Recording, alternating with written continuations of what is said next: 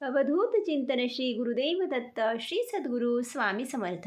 सर्व स्वामी भक्तांचे स्वामी परिवारात खूप खूप मनापासून स्वागत आहे. सर्व भक्तांच्या मनातील चांगल्या इच्छा स्वामी महाराज लवकरच पूर्ण करतील. भक्त हो, महाराजांवरती पूर्ण श्रद्धा आणि पूर्ण विश्वास ठेवा. महाराज कोणत्याही भक्ताला कधीही निराश करत नाहीत. महाराजांच्या दरबारी यायलाच मुळी भाग्य लागतं आणि आपल्याला ते लाभलेलं आहे. महाराजांनी संधी दिलेली आहे त्यांच्या सेवेची. या संधीचे सोने करू. भक्त हो, जास्तीत जास्त मनापासून स्वामी महाराजांची 2024मध्ये सेवा करायची आहे. तुमच्या ज्या ज्या इच्छा आहेत त्या 2024 डिसेंबरपर्यंत 100% पूर्ण होतील. याआधी आपण पुत्रप्राप्ती, संतानप्राप्तीसाठी सेवा पाहिलेली आहे आणि खूप कमेंट आहेत, ताई आम्ही स्पर्धा परीक्षेची तयारी करतोय. त्याचबरोबर खूप जर ताईंना मुलाचा गर्भ राहिल्यावरती तो म्हणजे राहत नाही आहे, तर त्यांसाठी सुद्धा सेवा दिली जाईल. तर आज आपण पुत्रप्राप्ती, संतानप्राप्तीसाठी प्रभावी सेवा भाग 2 पाहणार आहोत. याआधी आपण सेवेचा फक्त एक मूळ पाया पाहिलेला आहे आणि ती सेवा अगदी प्रत्येक घरात व्हायलाच पाहिजे. प्रत्येक भक्ताने ती केलीच पाहिजे. आता जर आज तुम्ही प्रथमच हा भाग बघत असाल तर तुम्हाला आधी तो व्हिडिओसुद्धा पाहावा लागेल. त्याचीसुद्धा लिंक देईन कमेंट बॉक्समध्ये, तर तुम्ही तो तिथून पाहू शकता. आता खूप तुमच्या सर्वांसाठी एक आनंदाची बातमी आहे. याआधी मी तुम्हाला जसं की सांगितलं होतं की मुलगाच पाहिजे असेल तर स्वामींचा एक संदेश शेअर केला होता. तो व्हिडिओ एक 5-6 महिन्यापूर्वी टाकला होता. तो आता खूप व्हायरल होत आहे. त्यावेळी एका ताईने कमेंट केली होती आणि त्यांनी तेव्हापासून सेवा सुरू केली होती. तर त्या ताईंना खूप सुंदर अनुभव आला आणि त्यांना 9 वर्षानंतर पुत्रप्राप्ती झालेली आहे. तुम्ही इथे कमेंटसुद्धा वाचू शकता. आत्ता अर्ध्या तासापूर्वीच कमेंट आली आणि मी तुम्हाला ही माहिती शेअर करत होते. सो मग मी ती कमेंटसुद्धा इथे ॲड करत आहे. खरंच मला ही कमेंट वाचून खूप आनंद झाला की महाराजांची त्यांना जी सेवा सांगितली होती त्यांनी ती सेवा केली. त्यांचा पूर्ण अनुभव त्यांनी शेअर केला. तर मी नक्कीच तो तुमच्याशी शेअर करेल. कदाचित आज वेळ नसेल आणि त्यांची डिलेवरीसुद्धा आत्ताच झालेली असेल, तर मग त्यांनी फक्त सांगितलं की ताई मी या सेवा केल्या आणि आज त्या सेवा मी तुम्हाला इथे सांगणार आहे. तर भक्त हो, त्या व्हिडिओवरती खूप सगळ्या कमेंट आहेत. ज्या ज्या ताईंना तेव्हा 4था-5वा महिना होता त्यानंतरसुद्धा त्यांनी सेवा केलेल्या आहेत आणि त्यांना पुत्रप्राप्ती झालेली आहे. आणि ही पहिली कमेंट आहे की 9 वर्षानंतर त्यांना बाळ झालेलं आहे, ते सुद्धा त्यांना मुलगा झालेला आहे. तर तुम्हालासुद्धा हो, माझी हीच इच्छा आहे आणि सर्वांनी व्हिडिओ शेवटपर्यंत पाहायचा आहे. पाहत असताना कमेंटमध्ये स्वामी आई कृपा करा असे लिहा.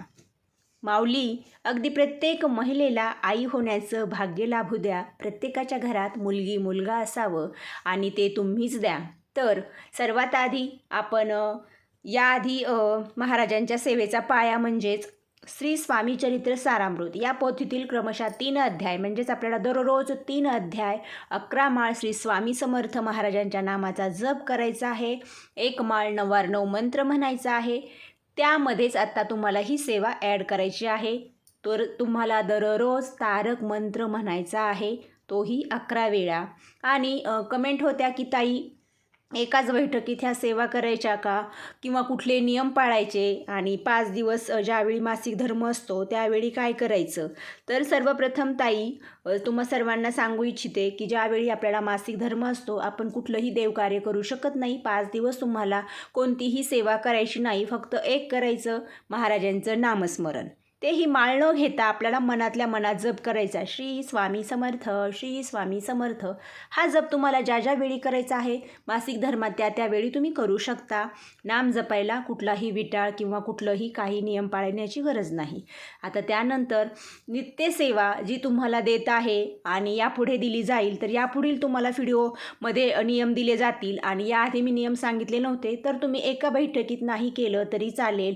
आता खूप जणांकडे लहान मुली आहेत किंवा मग तुमचे लहान जे बाळ आहेत हे पाहून तुम्हाला ही सेवा करायची आहे किंवा जॉब आहे, तुमचं काही काम आहे, घरातील कामे असतात महिलांना, तर तुम्ही 3 अध्याय जे आहेत ते सकाळी देवपूजा वगैरे झाल्यानंतर जरी वाचून घेतले तरी चालेल. आणि जर जप राहिला तर जप करण्यासाठी 11 माळ एक अर्धा तास लागतो, जर व्यवस्थित केला तर. आणि आपल्याला तसाच करायचा आहे. मग तुम्ही तो प्रदोष काळामध्ये करू शकता. त्याचबरोबर सर्वात आधी तुम्हाला सकाळी सकाळी जास्त वेळ नाही आहे तर तुम्हाला तारक मंत्र म्हणण्यासाठी जास्त वेळ लागत नाही. 11 वेळा तारक मंत्र म्हणायचा आहे आणि हा तुम्हाला सकाळी शक्यतो म्हणायचा आहे. जर नाही शक्य झालं तर प्रदोष काळामध्ये करा. त्याचे नियमसुद्धा तुम्हाला सांगणार आहे. अजून एक, तुमच्या घरामध्ये जर मांसाहार करत असतील, आता तुम्ही जरी खात नसाल आणि शक्यतो तुम्हाला ही सेवा सुरू केलेली आहे आणि प्रेग्नेन्सी राहीपर्यंत तुम्हाला मांसाहार बंद करायचा आहे, तुम्ही कितीही खात असाल तरी तुम्हाला हे पूर्ण वर्ज्य करायचं आहे. त्याचबरोबर ज्या ताईंना संतान प्राप्त होत नाही त्या ताईंनी हा एक नियम कडकडीत पाळायचा आहे. स्वतः मी या सर्व नियमांचे पालन केले म्हणून मला पुत्रप्राप्ती झाली आणि खूप सगळ्या ताईंनीसुद्धा हे नियम पाळलेले आहेत. त्यामुळेच तर त्यांना महाराजांनी जे पाहिजे ते दिलेलं आहे. तर ताईंनो, तुम्ही कायमचा मांसाहार बंद करू नका असं मी म्हणत नाही. फक्त आपली इच्छा पूर्ण होईपर्यंत, त्यानंतर स्वतः तुमचंच मन किंवा म्हणजे हे खाण्याला तुमचं मन तयार होणार नाही. महाराजच तशी बुद्धी देतात. माझा स्वतःचा अनुभव आहे. त्यामुळे तुमच्या घरात करत असतील तर तुम्ही करा, इतरांना करून द्या. पण मग तुम्हाला नित्यसेवा करायची आहे तर मग ज्या दिवशी तुमच्या घरात मांसाहार करणार आहात त्या दिवशी मग तुम्हाला सकाळीच सेवा करून घ्यायची आहे. आणि जर तुमच्या घरामध्ये स्वयंपाक करण्यासाठी सासूबाई किंवा इतर तुमची जाऊ वगैरे इतर व्यक्ती असतील तर मग जरी तुम्ही त्या भाजीला हात नाही लावला तर मग चालेल, तुम्ही संध्याकाळी सेवा केली तरी चालेल. पण ही एक काळजी घ्या, ज्या तुम्हाला जर घरात स्वतःच भाजी बनवावी लागत असेल तशी, तर मग तुम्हाला सकाळीच सेवा करून घ्यायची आहे. त्याचबरोबर तारक मंत्र आता कसा करायचा आहे. देवपूजा वगैरे झाली, तुम्ही सकाळी करताय संध्याकाळी करताय. बऱ्याचशा कमेंट आहेत, ताई आम्ही जॉब करतो तर मग आम्ही सेवा कशी करावी. तर त्या ताईंनासुद्धा सांगू इच्छिते की नित्यसेवा जशी आधी दिलेली आहे तीसुद्धा तुम्हाला करायची आहे. भले तुम्ही जॉब करता, संध्याकाळी घरी येता, मग त्यावेळी तुम्हाला 3 अध्याय 11 माळ जप करायचा आहे. एका बैठकीत नाही शक्य, तुम्ही स्वयंपाकाच्या आधी थोडीशी सेवा करा. रात्रीचं स्वयंपाक जेवण झाल्यानंतर तुम्ही झोपण्याआधी सेवा करा आणि झोपी जा. आणि तुम्हाला हे खरंच होईल. थोडंसं नवीन नवीन ॲडजस्ट करा, नंतर आपोआप महाराज तुमच्याकडून सेवा करून घेतील. तेवढा वेळ तुम्हाला उपलब्ध करून देतील आणि तेवढी आवड तुमच्यामध्ये निर्माण होईल. हे तुम्ही ज्यावेळी कराल ना त्यावेळी तुम्हाला तो अनुभव येईल. तारक मंत्र करायचा आहे आणि हा तारक मंत्र असा तसा न करता आपल्याला खूप प्रभावी ही सेवा करायची आहे, ज्यामुळे तुम्हाला प्रेग्नेंट राहायला मदत होईल. आणि प्रेग्नेंट राहिल्यानंतर तुम्हाला मुलगाच होईल. ज्या ताईंना बाळच होत नाही आहे त्या ताईसुद्धा या तारक मंत्रामुळे लवकर प्रेग्नेंट राहतील. तसे त्यांच्यामध्ये हार्मोन्स चेंज होतील. तर स्वामी महाराजांच्या समोर तुम्हाला एक ग्लासभर पाणी घ्यायचं आहे. देवघरामध्ये जास्त जागा नसेल तर तुम्ही खाली म्हणजे समोर जिथे जागा आहे देवघराच्या समोर तिथे तुम्हाला ग्लासभर पाणी घ्यायचं आहे किंवा तांब्याभर पाणी घ्या. एका छोट्याशा डिशमध्ये थोडीशी खडीसाखर ठेवा आणि जे पाणी घेतलेलं आहे त्यामध्ये सुद्धा 2-4 दाणे खडीसाखर टाका. एक अगरबत्ती लावून घ्यायची आहे. सर्वप्रथम तुम्हाला गुरुर ब्रह्मा गुरुर विष्णू गुरुर्देव महेश्वरा गुरुर साक्षात परब्रह्म तस्मै श्री गुरुवे नमः ही प्रार्थना करत अगरबत्ती 3 वेळा जे आपलं देवघर आहे तिथे अर्धचंद्रकृती ओवाळून घ्यायची आहे. पूर्ण गोल ओवाळायची नाही. अर्धचंद्राकृती ओवाळली त्यानंतर तुम्हाला तारक मंत्र म्हणायचा आहे. आता जर तुम्हाला येत नसेल तर पुस्तक भेटतं किंवा मग तुम्ही यूट्यूबला लावा आणि त्यासोबत तुम्ही म्हणा. 1-2 दिवस म्हटलं की तुमचा तो आपोआप पाठ होऊन जाईल. आणि मग स्वतः तुम्हाला 11 वेळा तारक मंत्र म्हणायचा आहे. आणि हे लक्षात राहण्यासाठी 11 खडीसाखर दाणे घ्या किंवा मग 11 तांदूळ घ्या. आणि जर तांदूळ घेतले तर 1 वेळ झाली 1 तांदूळ तुम्ही देवापाशी अर्पण करा. आणि खडीसाखर असेल तर 1 वेळा तारक मंत्र बोलून झाला की 1 खडीसाखर खडा ग्लासमध्ये टाका. तारक मंत्र ज्यांना माहीत नाही तर तुम्ही यूट्यूबला सर्च करा, बरोबर येतो. निशंक होई रे मना निर्भर होई रे मना प्रचंड स्वामी बळपाठीशी नित्य सत्य आहे रे मना.